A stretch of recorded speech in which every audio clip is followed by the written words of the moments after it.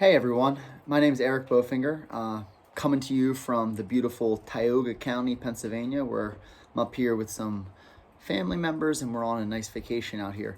I just wanted to tell you a little bit about myself. Like I said, my name is Eric Bofinger. I have my own company. It's called Eric Bofinger Training. I do customized run plans and coaching for runners, and I also work full time at a physical therapy clinic where I provide strength and conditioning training for personal training clients, gym members, and whatnot. But I'm coming to you as I paired up with Good Day for a Run, and I wanted to come with you today for a couple of tips on how to get started with your running program, whether it's a 5K or a 10K or a half marathon or a full marathon. The first thing you want to do whenever you're starting a new training cycle, which is about a 12-week cycle leading up to your race, is that you want to have a goal setting session. You want to sit down, think first of all about a performance related goal, and that would be, whether you want to finish in the top 100 of a race. I know a lot of you are doing kind of like a time trial virtual race, so sit down and think about the exact time that you want to hit for your training run, or for your race, I mean. And you'll base your training runs off of that goal. So that would be one way to come up with a goal. And then the second goal that you should make is a mileage goal for the year or for your training cycle. So for me, sometimes I think about what I want to hit for mileage each month. Whether it's 100 miles, 200 miles, whatever, or maybe make a yearly mileage goal, whether it's 1,000 miles or 2,000 miles, or how lofty your goals are. And then also think about a weekly mileage goal. Like during the course of the year, how high should my mileage go? Whether it's 20 miles a week, 30 miles a week, 40 miles a week, you want to set a goal that you can hit, a goal that's attainable, somewhat relative to maybe what you've done in the past, but make it a little bit harder so that you can reach it the next year. So you have your goals for performance, and those performance goals should be measurable, and all your goals really should be measurable. So if you sit down and you say your goal was 1,000 miles for the year, that is a measurable goal. And also if you say that your goal for the marathon is 4 hours, that's also a measurable goal. You don't want to say I want to run more, or I want to run faster. Those goals aren't really measurable. It's kind of a little bit vague. You want concrete, measurable goals. And then another thing with that goes along with goal setting is a training log. Everybody should be keeping a log, and maybe it's something you haven't done in the past. Maybe it's something you struggle with a lot. But the best way to keep a training log is to get yourself a GPS watch. Those watches will really keep your mileage goal and your mileage weekly mileage goals, kind of in the foreground as you run each week. And then, like a Garmin would be a good example. Personally, for me, I like to use Strava because it's kind of like social media for runners. You post your runs on there, and then you have a group of people that are encouraging you. But it's also great because you can look back on what you've hit each week, and see if your mileage is progressing the way you want it to. So like I said, Strava, Garmin, a lot of people do, maybe do like a pencil and paper type of thing to keep their running goal, and their mileage logged accordingly. So you have your goal, you have your training log that you're recording everything, and now before you even do any of that, you need to pick a training plan. And I know that there are some resources for you all that are on the website that you can go to. It has a 5K, it has a 10K plan, it has your half plan and your marathon plan. So the best thing as you're setting your goals and you start to track your mileage is you want to pick a plan that you're going to stick with throughout the duration, of your 12-week training cycle. It's very important, because a lot of times you get busy and it's like, okay, I'm supposed to do a 20-mile long run today, but I don't feel it. Or, I don't have anything written down, so I'm just going to wing it. You need to pick a training plan. That's key, and that's one thing that's really, really important to do. Because you have that plan in front of you, and out throughout the course of the week, you're going to be thinking about, well, when will I run? Will I run in the morning? Will I run in the evening? But if you have that in front of you and you're committed to it, most likely that's what you're going to do. So like I said, a typical training plan to build up for a peak race is 12 weeks.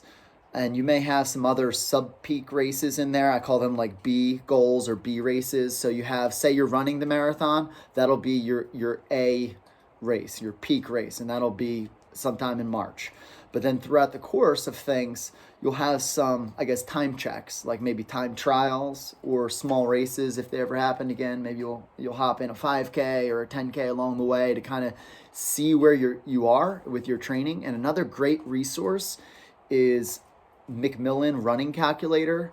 You can just Google Macmillan Running Calculator, and that'll give you a good idea of how one race translates to a time or a pace for another race. So for example, for me, I'm a faster 5K runner. Say I can hit 17 minutes in the 5K.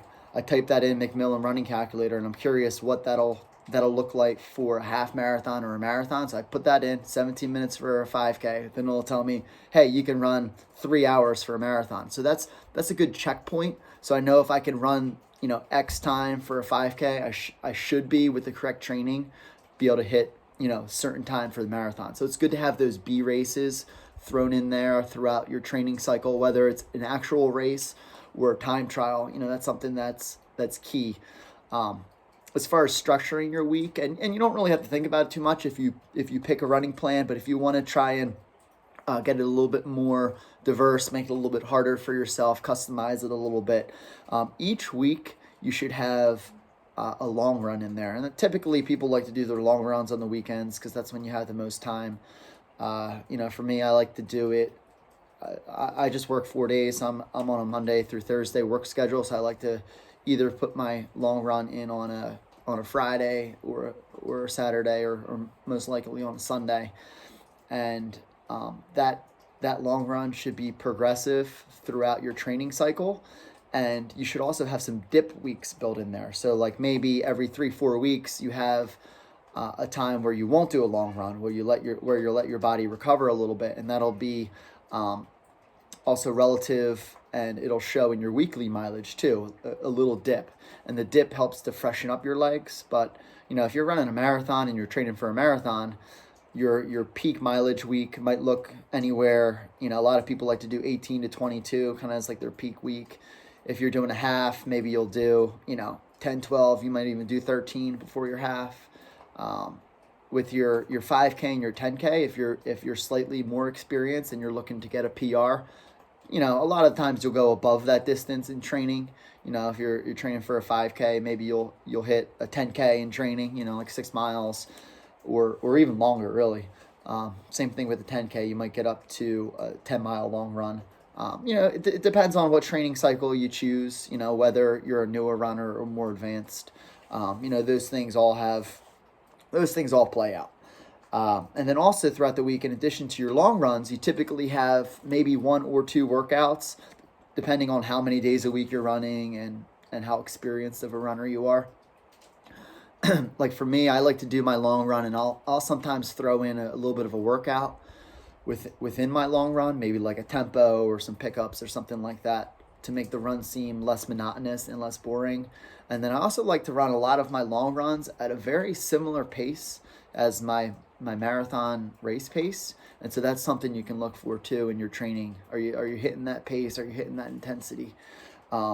And so long run will be one workout. Like I said, another workout in your week would be like a tempo run. That's, that exists for that day, or some intervals, a fartlek run. I'm sure you've heard that's speed play. And so, in your training log, you'll see that. And typically a lot of these terms get thrown around, but they are really good for helping you build your cardio endurance and anaerobic capacity also as you're doing a little bit of a faster run. Typically, a lot of these workouts, say you're doing 4 to 6 800s, the pace for that will probably be somewhat equivalent to your 5K pace, actually. So as you're running you're thinking about what the pace should be. Typically, like I said, intervals will be somewhere around a 5K pace. So look for that in your training plan again. And obviously, there's no one plan for everybody.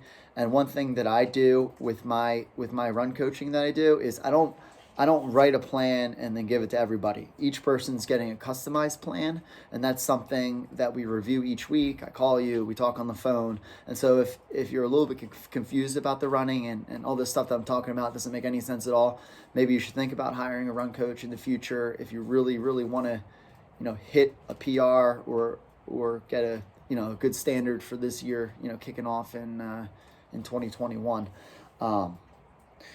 So a lot of training for running has to do with specificity, and that's a fancy word that means what you're doing in your training, your running mainly, should be specific towards the goals that you set. So if you set a goal to run a fast 5K, you should be focusing a majority of your training on actually running and running intervals and pace work at 5K pace. So if you're looking to run a fast 5K, you're not necessarily going to be doing CrossFit every day as your main mode of working out. It's going to be running and doing intervals around 5K pace. That's called specificity. Your workout should be specific to what you want to do in your goals. And so I came up with this kind of funny acronym. It's like a principle to think about when you're training, and we'll go through it all. It's called the O shit principle. OSHIT, double T on there. O shit principle. And it makes you think about what you're doing when you're running and how to gear up really for a race. So the O stands for outerwear. You want to make sure that you're wearing clothing that's appropriate for running outdoors in the weather that you're training in. And so, for example, today I'm up here, like I said, in Tioga County, which is a beautiful place. It's the home of the Grand Canyon of Pennsylvania. And I did a little trail run this morning, and so I knew I was going to be running up like a pretty steep elevation in the beginning, and I didn't want to overdress, but I knew maybe I'd be a little chilly coming down. So it's like 30 degrees here, so I wore just some tights, and I wore a t-shirt underneath and a zip up long sleeve, and then a really thin windbreaker on top, and then hat and gloves. And then as I started running, I got hot pretty quick, and so I shed some layers. And so that's what you want to do when you're running. You want to think about what should I be running in. You don't want to overdress, you don't want to underdress, and also you want to be preparing for your race. Like if I'm doing a hard workout, if I'm running race pace work, like say I'm training for a marathon, I want to be, and I'm running at race pace, I want to be wearing almost what I'm going to be racing in when I train. So that way, granted the weather might be a little bit different, like January is obviously different than March, but you don't want to be too hot and you don't want to be too cold. So another thing to think about when you're running, like I said, running uphill, you're going to get hot first. If you go out for an out and back run, you want to think about running into the wind first and coming back with the wind. Because if you run out against the wind, that's a little cooler. And so then you'll be prepared for it. And when you come back, you'll have the wind at your back. If you run with the wind at your back first and you turn around and have the wind at your face, then you're going to be pretty cold on the way back after you've sweat a lot and whatnot. So O is outerwear, dress appropriate. S, surface. If you know that you're going to be doing a race on road, you should be doing most of your time trial pace work on the road, so you can get used to how your shoes feel on that surface. A lot of times people like to wear a lighter shoe for racing, and so the guys at Haddonfield Running Company, dropping a name for that because I know they're one of our sponsors. They'll help you out with shoe versus race shoe versus a training shoe, because that is different as you get better and as you increase your time or decrease your time, increase your performance. You might want to think about going to a different shoe. So surface is key that you're running on, and you do want to do some training on softer surfaces. That's also key for less wear and tear on your body. But when you're doing your race pace work, think about where your race is going to be. Is your race going to be on trail? Then you should be running a lot of race pace work on trail so you can get used to how it feels with the shoe selection that you've made. So O is for outerwear, S is for surface and shoes. H is for hydration. Don't have to worry about it as much in the wintertime, and you don't really think about it as much because you're not sweating as much. But you do have to think about hydration. It sounds crazy, but I like to drink anywhere from 3/4 to a full gallon of water a day just to stay hydrated and feel good.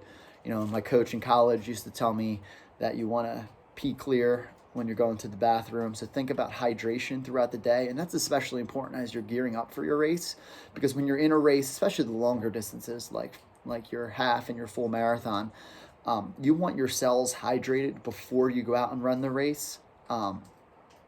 Because sometimes when you're running, you'll get that sloshy, jiggly stomach.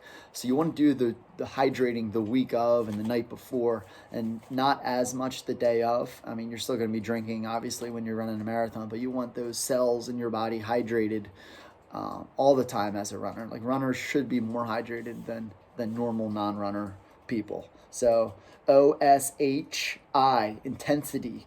And so we've talked about this, previously, but your intensity is key. You want to run intensely in your workouts. You don't want to run intensely all the time, but when you're doing specifically the longer run, like a lot of people don't like to run intense in the long run, and I do get it, but I like to work towards a longer, intenser run with my training clients. And that doesn't have to, if you're running 20 miles, it doesn't mean you have to run marathon race pace for the whole 20 miles. You could run a portion of that more intense and at your race pace. But a lot of times newer runners are a little bit afraid to bring the intensity, and that's why sometimes you may not see your times improve as much as you would like to. So specifically on your workout days, which could be your intervals and maybe some race pace work that you do, you got to bring the intensity. You got to be ready to go. Like, almost treat it like a race. You get maybe your lighter shoes on, and you really go for it. So the intensity is important. So we hit the I. Now we got the T, the first of two T's, the temperature. And temperature goes hand in hand in the outerwear. And the next one is time of day. So temperature and time of day really come into play when you're getting ready for a race.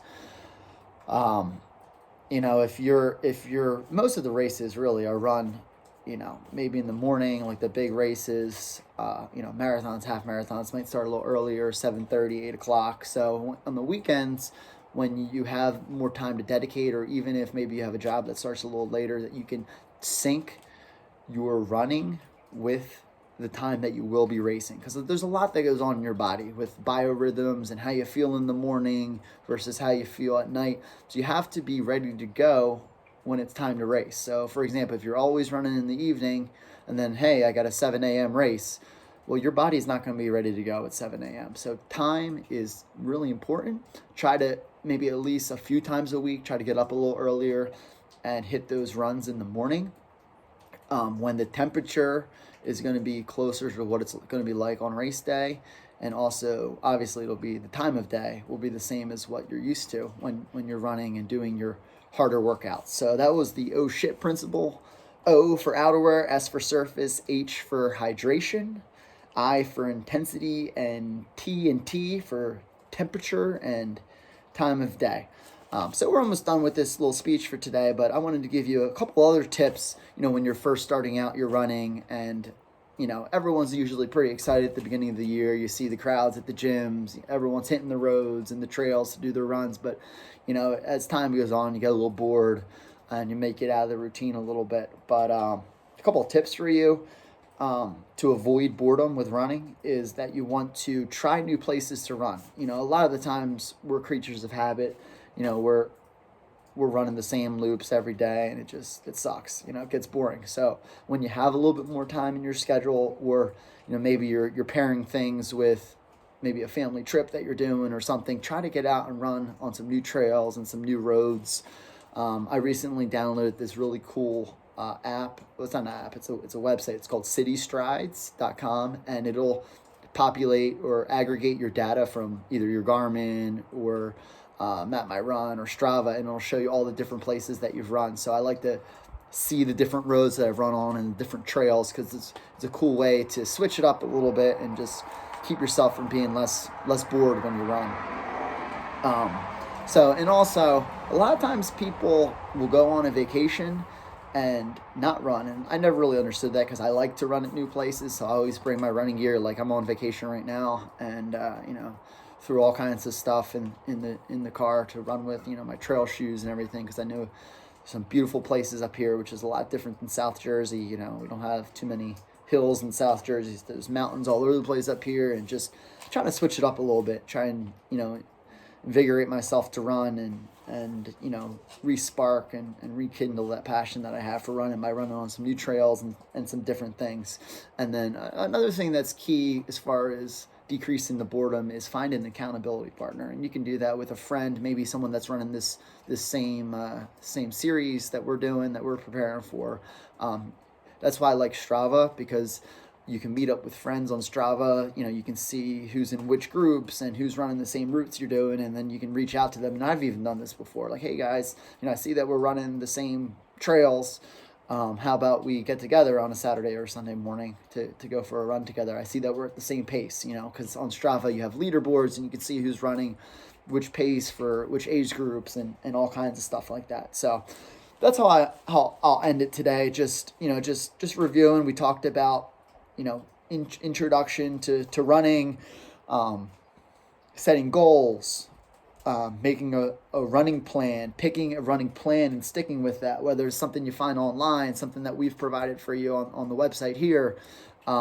Maybe you've hired a running coach, you're interested in reaching out to me for some more help. We talked about the oh shit principle, which is kind of a funny thing to think about. And some tips for avoiding boredom when you're running. So if you want to get in touch with me any further, you can look for me on Instagram. I'm at Eric Bofinger Training, and it's spelled just like how you see it on my shirt, ERICBOFINGER Training. And I do have a website. It's eric-bofinger.com, eric-bofinger.com. And you can reach out to me on the website or on Instagram if you need some help or if you want to sign up for some training.